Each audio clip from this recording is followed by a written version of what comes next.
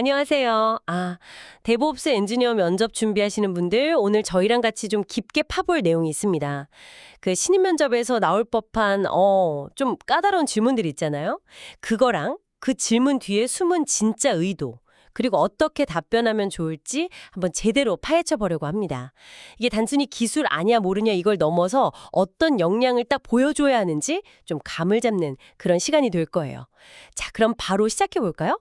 어떤 자료들 준비해 오셨어요? 네, 오늘 그 실제 데브옵스 신입 면접에서 나올 법한 좀 구체적인 질문 시나리오들이랑요. 그리고 좀 괜찮은 답변 방향 이런 걸 담은 자료들을 좀 가져왔습니다. 근데 이게 단순히 뭐 정답 맞히기 이런 게 목표는 아니고요. 각 질문이 사실 어떤 핵심 역량을 평가하는 건지 그리고 여러분 답변을 통해서 이런 종을 좀 어필해야겠다. 이걸 파악하는 데 좀 중점을 둘 거예요. 이번 시간을 통해서 데브옵스 역할에 꼭 필요한 역량 그리고 실무적인 사고방식 이런 걸 좀 익히시고 면접뿐만 아니라 진짜 현업에서도 좀 통찰력을 발휘할 수 있게 그렇게 돕는 게 저희 목표입니다. 좋습니다. 첫 질문부터 바로 실무 코딩 능력을 딱 물어보네요. 아파치나 엔징스 로그에서 404 not found 에러내는 IP 주소량, 요청 경로, 이거를 정규 표현식 써서 추출하는 스크립트, 이걸 직성에서 짜보라는 건데, 와, 이거 진짜 당황스러울 수 있겠는데요? 그렇죠. 뭐 시간 제한도 있을 거고 압박감이 상당할 수 있죠. 근데 여기서 평가하려는 게 단순히 정규 표현식 문법 얼마나 잘 외웠냐 이게 아니에요. 오히려 그 주어진 문제, 그러니까 로그 분석이라는 문제를 해결하려고 적절한 도구, 뭐 예를 들면 배신 명령어라든지 정규 표현식 같은 거, 이걸 바로 딱 떠올리고 활용하는 그 기본적인 역량, 이걸 보려는 의도가 훨씬 큽니다. 답변 예시 보니까 배슈의 그랩이랑 어와크 조합을 썼네요. 그 그랩 404 엑세스 로그 어와크 뭐 프린트 $1 $7 뭐 이런 식으로요. 첫 번째 필드가 IP고 일곱 번째가 경로.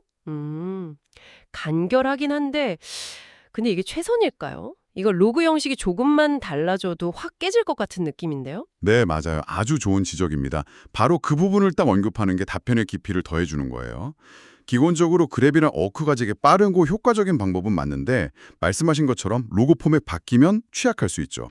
그래서 답변에 추가로 근데 만약에 엔진엑스에서 다른 로고 포맷을 쓰고 있다거나 아니면 뭐 요청 경로에 공백이나 특수 문자가 막 포함되어 있다거나 쿼리 스트링까지 진짜 정확하게 파싱해야 한다면 어와크의 필드 구분자 -F 옵션을 좀 더 정교하게 쓰거나 아니면 아예 펄이나 파이썬의 그 정규 표현식 라이브러리 있잖아요. RE 모듈 같은 거 그걸 쓰는 게 훨씬 안정적일 수 있습니다. 이런 점을 덧붙이는 거죠. 아하, 그렇군요. 그러니까 단순히 명령어 하나 안다. 이걸 넘어서 주어진 상황의 복잡도나 아니면 잠재적인 문제점 같은 걸 미리 인지하고 거기에 맞춰서 더 적합한 도구를 고르거나 아니면 확장할 수 있는 그런 유연성, 경험 이런 걸 보여주는 게 핵심이군요. 바로 그거죠. 네, 이 질문은 결국 문제 해결 도구를 선택하는 합리성, 그리고 다양한 상황을 고려하는 능력, 이걸 평가한다고 볼 수 있습니다. 다음 질문은 카오스 엔지니어링 경험인데요.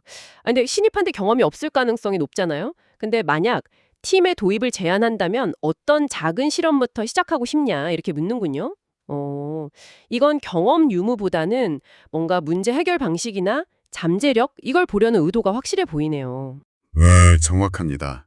카오스 엔지니어링이라는 게 멀쩡한 시스템에 일부러 장애를 주입해서 우리가 미처 몰랐던 약점을 찾아내는 어떻게 보면 좀 과감한 접근법이거든요. 신입 지원자가 여기서 보여줘야 할 건 호기심이랑 체계성, 그리고 무엇보다도 안전의식입니다. 답변 예시를 보니까 뭐 비핵심 서비스 인스턴스 하나 강제로 죽여보기, 내부 서비스끼리 네트워크에 지연 실한 살짝 넣어보기, 특정 컨테이너 CPU나 메모리 사용량 일부러 제한해보기, 뭐 이런 실험들이 나와 있어요. 이거 전부 다 실제 서비스 영향은 최소화하면서도 시스템이 자동으로 복구하는 능력 있잖아요. 뭐 오토 스케일링이나 서킷 브레이커, 타임아웃 처리 같은 거. 이런 게 제대로 도는지 검증해 볼 수 있는 그런 실험들이네요. 네, 아주 좋은 시작점들이죠. 여기서 중요한 건 왜 하필 이 실험을 제안하는지, 그 목적이 뭐고 예상되는 효과는 뭔지, 그리고 제일 중요한 안전장치는 뭘 고려했는지 이걸 명확하게 설명하는 거예요. 예를 들면 스테이징 환경에서 트래픽 적은 시간에 비핵심 서비스 중 하나인 추천 API 서버 인스턴스를 하나 예고 없이 종료시켜 보겠습니다. 이걸 통해서 로드 밸런서 헬스 체크랑 오토스케이님 그룹의 자동 복구 기능이 설정된 시간 안에 정상 작동하는지 확인하고 싶습니다. 혹시 문제가 생겨도 전체 서비스에는 영향 없도록 미리 해당 서비스의 의존도를 낮춰놓고 진행하겠습니다. 뭐 이런 식으로 구체적으로 설명하는 거죠. 아, 혹시 뭐 그렘린이나 케어스 멍키 같은 도구 이름 들어봤다거나 개인적으로 가상 환경에서 간단하게 테스트해본 경험이 있다면 그것도 좀 어필하기 좋겠네요. 결국 이 질문은 새로운 기술, 예를 들어 카오스 엔지니어링에 대한 학습 의지, 그리고 실험을 설계하는 능력, 또 위험을 관리하는 능력, 이걸 종합적으로 보려는 거군요. 맞습니다. 단순히 인스턴스 죽여볼래요? 이게 아니라 왜 죽여보고 싶고 뭘 확인하고 싶으며 어떻게 안전하게 할 것인가. 이걸 보여주는 게 핵심인 거죠. 작은 성공 경험을 통해서 점진적으로 신뢰를 쌓고 실험 범위를 넓혀가겠다. 이런 계획까지 보여주면 정말 좋고요. 세 번째 질문은 와, 표현이 진짜 강렬한데요. 야말 파일에서 탭 사용이 왜 사용에 해당하는 범죄인가? 라니요. 아니 심지어 이걸 설명하려고 실제 재앙 수준의 장애 사례까지 들어보라고 합니다. 야말 설정 파일 진짜 많이 쓰는데 탭 하나 잘못 썼다고 재앙이라니 좀 과장된 표현 아닐까요?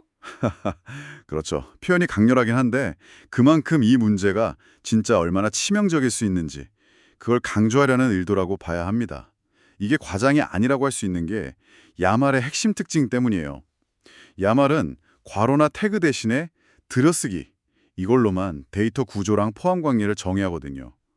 근데 문제는 우리 눈에는 비슷해 보이는 스페이스랑 탭이 컴퓨터한테는 완전히 다른 문자라는 거죠. 아, 그래서 스페이스랑 탭이 막 섞여 있으면 야말 파서가 들여쓰기 레벨을 엉뚱하게 인식하거나 아예 해석을 못 해버릴 수 있다는 거군요. 네, 바로 그겁니다. 답변 예시에 나온 그 길렛 기틀랩 CI 설정 파일 .gilletgitlab.yml 사례가 아주 대표적인데요. 개발자 한 분이 실수로 스크립트 블럭 안에 탭을 하나 딱 넣었는데 길렛 기틀랩 시스템이 그 부분을 제대로 파싱을 못하고 해당 작업, 심지어는 그 파이프라인 전체 설정을 그냥 조용히 무시해버린 거예요.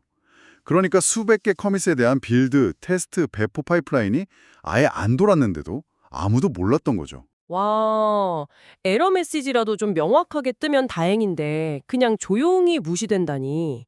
그게 더 무섭네요. 진짜 문제 파악이 엄청 늦어질 수 있겠어요. 그렇습니다. 특히나 이렇게 자동화된 CI/CD 파이프라인에서는 이런 조용한 실패가 정말 치명적일 수 있거든요. 그래서 해결책으로 제시된 것처럼 팀 전체가 코드 에디터 설정을 딱 통일해서 탭키 누르면 자동으로 스페이스, 보통 2칸이나 4칸가 입력되게 강제하고 더 확실하게는 야멜 린트 같은 도구 있잖아요. 그러니까 야멜 파일 문법이나 스타일 오류 자동으로 찾아주는 검사 도구요. 이걸 코드 커밋 전이나 CI 파이프라인 초기에 무조건 돌리도록 자동화하는 게 매우 중요합니다. 아, 결국 이 질문은 야물 문법 지식 이걸 넘어서 자동화 설정이 얼마나 중요한지, 그리고 눈에 잘 안 보이는 작은 실수, 인비저블 캐릭터가 시스템 전체에 미칠 수 있는 파급력에 대한 이해, 마지막으로 문제를 미리 예방하기 위한 시스템적인 접근, 린터 도입 같은 거, 이걸 할 줄 아는지를 평가하는 거군요. 와, 사형이라는 표현이 이제 좀 이해가 가네요. 네, 데브옵스 엔지니어는 이런 잠재적인 위험에 대해서 항상 경각심을 가져야 한다 이런 메시지를 담고 있는 질문이라고 보시면 됩니다. 네 번째 질문도 비유가 아주 인상 깊습니다. 테스트 환경이니까 괜찮겠지 하는 그런 안일한 생각이 실제 운영 환경 장애로 이어진 상황, 이걸 원자력 발전소 사고에 비유해서 설명하라고 합니다. 이건 어떤 점을 좀 부각해야 할까요? 안전불감증을 지적하는 것 같긴 한데. 이 비유의 핵심은 안전 절차 무시가 얼마나 예측 불가능하고 또 파괴적인 결과를 낳을 수 있는지 그걸 아주 극명하게 보여주는 데 있어요. 테스트 환경이라고 해서 운영 환경에서 꼭 필요한 안전장치나 보호 메커니즘을 마음대로 꺼버리거나 건너뛰는 행동은 마치 원자력 발전소에서 되게 위험한 실험을 한다면서 아, 핵분열 반응 속도를 제어하는 제어봉을 그냥 뽑아버리고 혹시 모를 사태에 대비한 비상 냉각수 공급을 수동으로 잠가버리는 거. 그거랑 같다는 거군요. 답변 예시에도 그렇게 나와 있네요. 제어봉은 배포 전 필수 체크리스트나 모니터링 알람 같은 거에, 냉각수는 롤백 절차나 데이터 백업 같은 거에 비유할 수 있겠고요. 네, 아주 정확하게 이해하셨습니다. 그런 핵심 안전장치를 다 무력화시킨 상태에서 무리한 테스트, 예를 들어 과도한 부하 테스트나 비정상적인 데이터 입력 테스트 같은 걸 막 강행하면 당장은 원하는 결과를 얻거나 특정 시나리오를 재현할 수 있을지 몰라도요.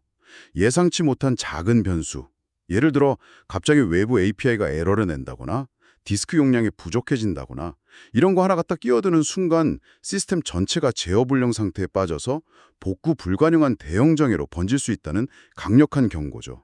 체르노빌 사고처럼요. 듣고 보니 정말 섬뜩한 비유네요. 그럼 답변할 때는 테스트 환경이라도 운영 환경이랑 거의 똑같은 수준의 안전 가드레일이 필수적이다. 이 점을 강조해야겠군요. 예를 들면 테스트 환경은 운영 환경이랑 네트워크나 데이터가 완전히 분리되어야 하고 변경 사항은 반드시 코드 리뷰랑 자동화된 테스트를 거친 브랜치에서만 배포되어야 하고 또 문제 생겼을 때 바로 이전 상태로 되돌릴 수 있는 롤백 절차가 실제로 작동하는지 평소에 꾸준히 테스트해야 한다. 이런 식으로요. 맞습니다. 원자력 발전소에 두꺼운 안전 매뉴얼이랑 엄격한 규제가 있듯이 우리 소프트웨어 개발 및 배포 프로세스에도 그에 준하는 안전 문화와 절차가 뿌리 내려야 한다는 점을 설득력 있게 전달하는 게 중요합니다. 이 질문은 지원자가 기술적 능력뿐만 아니라 책임감과 위험 관리 능력을 얼마나 중요하게 생각하는지를 보여주는 어떤 시금석이 될 수 있습니다. 자, 마지막 질문입니다. 자동화 도구 선택에 관한 건데요. 파이썬이랑 쉘 스크립트 중에 뭘 더 선호하는지 그리고 그 이유는 뭔지 묻고 있습니다. 특히 좀 복잡한 파일 처리나 여러 API랑 연동해야 하는 자동화 작업을 할 때 어떤 걸 고를 거고 왜 그게 더 나은 선택인지 기술적인 장점을 설명하라고 하네요. 이것도 단순히 뭘 좋아하는지 묻는 게 아니라 도구 선택의 기준이랑 각 언어에 대한 이해도 이걸 보려는 거겠죠. 네, 바로 그겁니다. 저는 파이썬이 좋아요. 또는 쉘이 편해요. 이런 단순 선호도 표명을 원하는 게 아니에요. 각 도구가 어떤 종류의 작업의 강점을 보이고 또 어떤 상황에서는 약점을 드러내는지 명확히 이해하고 주어진 문제의 복잡성이라는 기준에 맞춰서 왜 특정 도구를 선택하는 게 더 합리적인지 이걸 논리적으로 설명할 수 있는지를 평가하는 거죠. 답변 예시처럼 파이썬을 선호한다고 명확히 밝히되 그 이유를 구체적으로 드는 것이 좋습니다. 파이썬 선호 이후로 정말 많은 것들을 들었네요. 웹 API 호출 쉬운 이테스트나 비동기 처리가 되는 AIO HTTP, AIOC 같은 강력한 라이브러리가 풍부하다는 점, 제이슨이나 야멜 같은 데이터 다루기 편하다는 점, 코드가 길어져도 쉘 스크립트보다는 훨씬 읽고 관리하기 좋다는 점, 유닛 테스트나 파이 테스트로 테스트 코드 짜서 안정성 높이기 쉽다는 점, 필요하면 멀티 프로세싱 같은 걸로 성능 계산도 가능하다는 점까지 와, 확실히 복잡한 작업에는 파이썬이 유리해 보이긴 하네요. 그렇죠. 물론 반대로 쉘 스크립트는 시스템 기본 명령어들을 파이프로 연결해서 간단한 작업을 빠르게 처리하거나 파일 관리 같은 가벼운 자동화에는 여전히 매우 유용하다는 점도 인정해야 합니다. 하지만 로직이 복잡해지고 조건 분기가 많아지고 외부 API 호출 결과를 파싱해서 다음 단계로 넘기고 중간중간 에러 처리까지 꼼꼼하게 해야 하는 상황이 오면 쉘 스크립트 코드는 정말 순식간에 읽기 힘들고 디버깅하기 어려운 괴물이 되기 쉽죠. 그래서 답변 예시처럼 예전에 제가 AWS S3에 대용량 파일을 주기적으로 올리고 외부 분석 API를 호출해서 결과를 받아 DB에 저장하는 자동화 도구를 개발해야 했는데 그때 파이썬의 보토3 라이브러리랑 위캐스트를 사용하니까 비교적 수월하게 구현하고 테스트 코드까지 작성할 수 있었습니다. 이걸 만약 쉘 스크립트로 하려고 했다면 에러 처리나 비동기 로직 구현이 훨씬 복잡했을 것 같습니다. 이런 식으로 실제 경험이나 구체적인 시나리오를 들어 설명하면 훨씬 설득력이 있겠군요. 를 즐겨 사용하고 배쉬 함수를 잘 활용해서 재사용성을 높이는 방법도 계속 익히고 있습니다.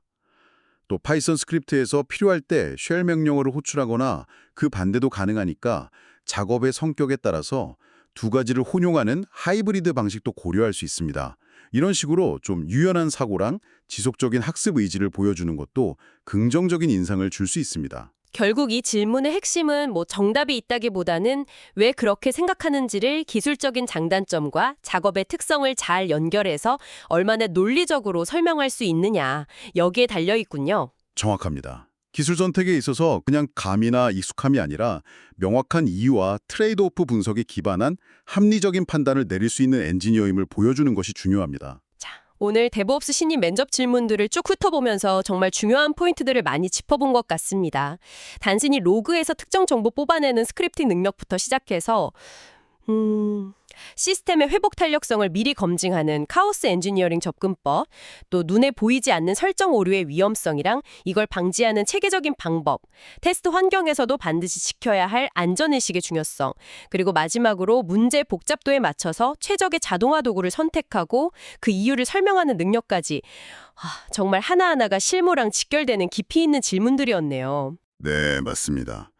오늘 다룬 질문들은 겉보기에는 특정 기술이나 도구에 대한 지식을 묻는 것 같지만 그 속을 이렇게 들여다보면 데브옵스 엔지니어에게 요구되는 더 근본적인 역량들을 평가하고 있습니다. 복잡한 문제를 논리적으로 분석하고 해결하는 능력, 개별 구성 요소가 아니라 시스템 전체를 바라보는 시야, 서비스 안정성에 대한 책임감과 주인의식, 그리고 빠르게 변화하는 기술 생태계 속에서 끊임없이 배우고 개선하려는 의지까지 말이죠. 오늘 저희가 함께 살펴본 내용들이 여러분이 면접에서 이런 역량들을 효과적으로 어필하는 데 좋은 길잡이가 되었으면 합니다. 근데 오늘 이야기 나눈 구체적인 기술이나 방법론도 물론 중요하지만요. 이런 다양한 과제들을 성공적으로 수행하고 또 데브옵스 문화를 잘 만들어가기 위해서 가장 기본적으로 갖춰야 할 데브옵스 엔지니어의 마음가짐 혹은 사고방식은 뭘까요? 갑자기 문득 궁금해지네요. 정말 좋은 질문을 던져주셨네요. 글쎄요, 아마도 시스템 전체의 건강을 항상 염두에 두는 태도 아닐까요? 그냥 내 코드, 내 서버만 보는 게 아니라 이게 다른 시스템이랑 어떻게 연결되고 영향을 주는지 끊임없이 생각하는 것. 그리고 실패는 일어날 수 있다는 걸 인정하고 실패했을 때 누구를 비난하기보다는 거기서 배우고 더 나은 시스템을 만드는 걸 목표로 삼는 그런 문화. 또 자동화를 단순히 귀찮은 일을 줄이는 수단이 아니라 실수를 줄이고 일관성을 확보하면서 더 중요한 일에 집중하기 위한 핵심 전략으로 여기는 자세. 이런 것들이 중요하지 않을까 싶습니다. 여러분은 어떤 생각이 드시나요? 이 주제만으로도 나중에 한번 깊게 이야기 나눠볼 만하겠는데요. 네, 정말 흥미로운 질문이네요. 오늘 저희와 함께 깊이 있는 탐구를 해주셔서 감사합니다. 다음번에도 여러분의 지적 호기심을 채워드릴 유익한 내용으로 찾아뵙겠습니다.